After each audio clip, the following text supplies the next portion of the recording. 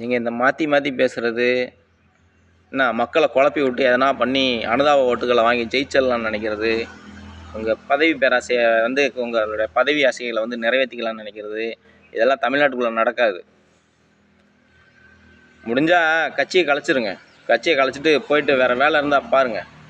இதே பதவி ஆசையோட சுற்றிக்கிட்டு இங்கே ஏதாவது ஜாதி கலவரத்தை யாரையாச்சும் நோண்டி விட்டு தூண்டி விட்டுக்கிட்டு யாராவது பிடிச்சி அடிச்சுக்கிட்டு செருப்பால் அடிக்கிறது, அவமானப்படுத்துறது, இந்த மாதிரி வேலையெல்லாம் வச்சுருந்தீங்கன்னு வச்சுங்களேன், அப்புறம் மற்றவங்களும் இறங்கிட்டாங்கன்னாக்கா நீங்கள் தாங்க மாட்டீங்க. மற்றவங்களும் உங்களை மாதிரி இறங்கிட்டாங்க, நீங்கள் தாங்க மாட்டீங்க. அதனால் கொஞ்சம் அடக்கி வாசிக்கங்க. நானும் ரொம்ப நாளாக பார்த்துக்கிட்டு தான் இருக்கேன், வாட்ச் பண்ணிக்கிட்டு தான் இருக்கேன். ரொம்ப அளவுக்கு மீறி அத்துமீறி தான் போயிட்டுருக்கீங்க. ஏதோ பொம்பளை ஆக்ஷன் பார்த்தோம்னாக்க ரொம்ப அளவுக்கு மீறி பண்ணிக்கிட்டு இருக்கீங்க, அளவுக்கு மீறி போயிட்டுருக்கீங்க. அடக்கிக்கிட்டீங்கன்னா நல்லது,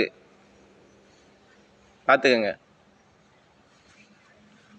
ஏதோ பொறுமையாக இருக்கணும்னு